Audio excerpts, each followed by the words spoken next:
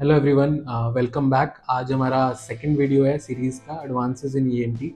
तो आज हम डिस्कस करेंगे functional endoscopic sinus surgery with microdebrider. तो थोड़ा सा पहले डिजीज़ के बारे में जान लेते हैं।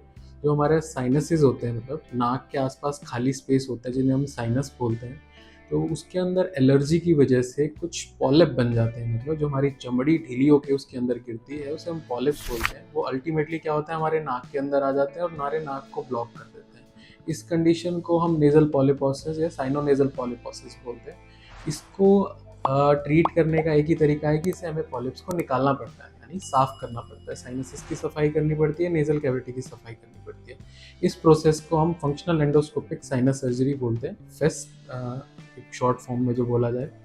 तो इसमें क्या होता है कि हम एक दूरबीन के रास्ते नाक से जाते हैं और जितने पॉलिप्स हैं उनको निकालते हैं। तो आज से पहले, कुछ साल पहले, जो पुरानी टेक्निक थी वो क्या यूज़ होती थी, हम नाक के रास्ते जाते थे और पॉलिप्स को एक कोल्ड इंस्ट्रूमेंट से, एक फोर्सेप्स से पकड़ पकड़ के निकालते थे। तो उसमें क्या होता था, एक तो ब्लीडिंग ज़्यादा होती थी, एक टाइम ज़्यादा लगता है, एक अच्छे से क्लियरेंस नहीं होती थी और रिकरेंस यानी डिजीज़ दोबारा होने के चांसेस बहुत ज़्यादा रहते थे। जब से ये माइक्रो डिब्राइडर आया, अब ये माइक्रो डिब्राइडर क्या है, ये एक पावर्ड इंस्ट्रूमेंट है।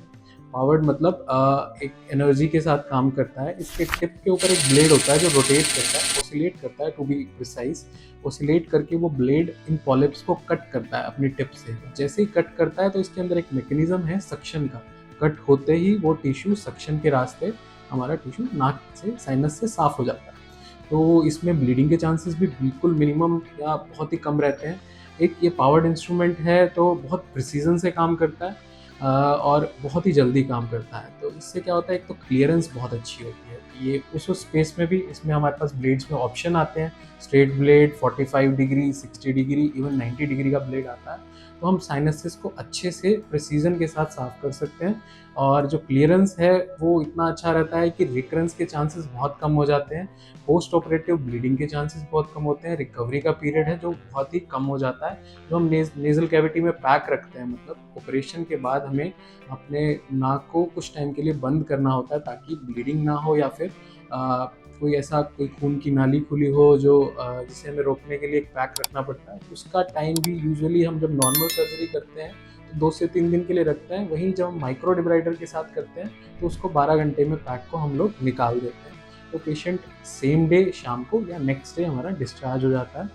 अ, तो क्या माइक्रो डिवाइडर के फ़ायदे हम अगर गिनवाएँ तो सबसे पहले तो प्रिसीजन है, कम सर्जरी का टाइम रिड्यूस हो जाता है, रिकरेंस के चांसेस बहुत कम हो जाते हैं।